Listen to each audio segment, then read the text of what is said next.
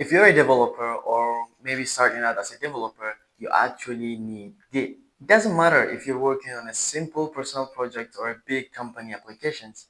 Git is a tool that helps you keep track of your work and protect it. So in this video, I'm gonna explain exactly what Git and GitHub is, the concept behind them, and by the end of this video, you're gonna understand exactly what Git is and how to use them right away. So I'm gonna break this video into two sections. The first section is if you're a solo developer, if you're working it alone. And the second section is if you're collaborating with other developers.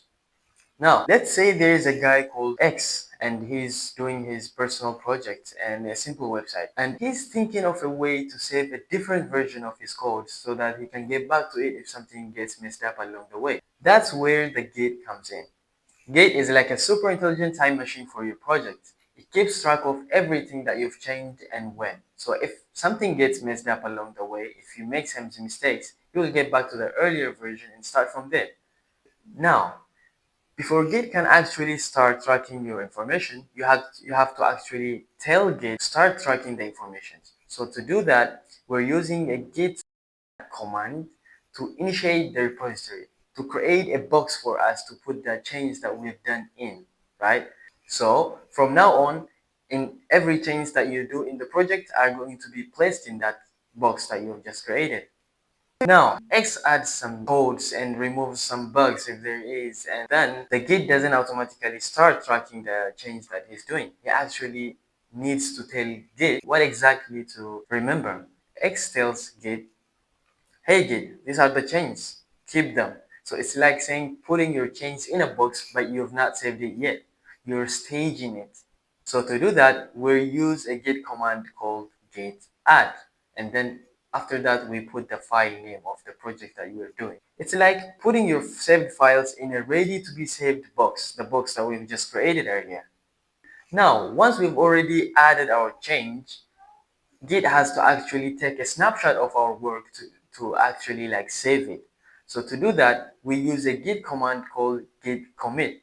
So it's like locking the boxes up with the changes that are in and putting a label on it saying, I've added these things. I've added the contact page and removed the button.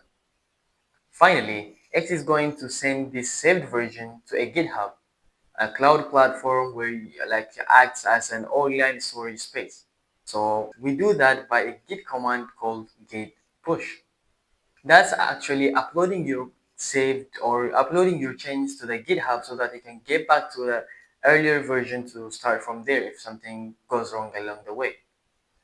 So after that, if he loses his laptop, it doesn't matter because he's already saved his work in the GitHub. He can get back to it whenever he wants.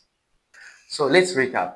First, X has to actually create a box, initialize a repository by which the change to be saved in. So we use git init command to do that. So after that, he adds some code, he adds some functionalities, he removes some bugs. After that, he will actually put it in a ready to be saved box that he just created. So we use git add command. After that, the Git actually needs to take a snapshot of the work, like to finally save it. So to finally save it, we use a Git command called git commit. You git commit by putting a label of what we have done, like we added a contact page or anything. And after that, he actually needs to push the change that he has done to the GitHub, his online space. So what if X actually needs some collaboration with other developers? So this guy X invites Y to help him in this development. How is Y actually going to start collaborating in this project? Is he actually starting from scratch? No, because there is already a code that the X has already pushed in a GitHub. So he will actually go and clone or download the codes that X has already done and pushed it to GitHub and starts working on that. After that, the process will be the same as the one X has already done. He's not going to push the code that he has already done to the main branch, to the main box that X has already created because it will create a mess. So he actually needs to create a branch, a separate work area, after which X approves and merges it back to the main box or the main repository. All right. After he actually gets done with working and saved it to the branch, he has to actually open a pull request. It's like saying to X, hey, I finished this code. I need you to review it. And if you agree with it, merge it to the main box.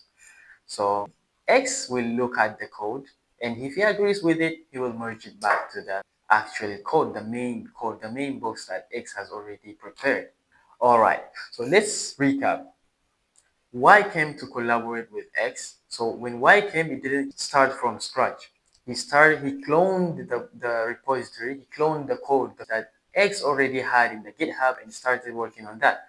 After that, he didn't do it on that same branch. He created his own branch and wrote the code in this separate branch. After that, he used the same routines that I just mentioned. But when he pushed it to the branch rather than the main. After that, he opens a pull request to X saying, this is the code that I've done. If you agree with it, merge it with the main box. So X will look at it, X will see if he agrees with it, he will merge it. If he doesn't agree with it, and he will discuss with Y and he makes another improvement and then merge it back to the main code or main repository.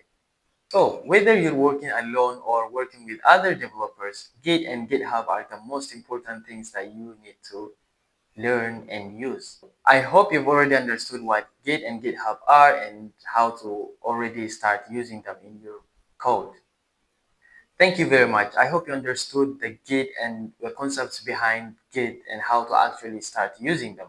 If you've enjoyed this video, don't forget to like and subscribe and comment down below of any questions you might have.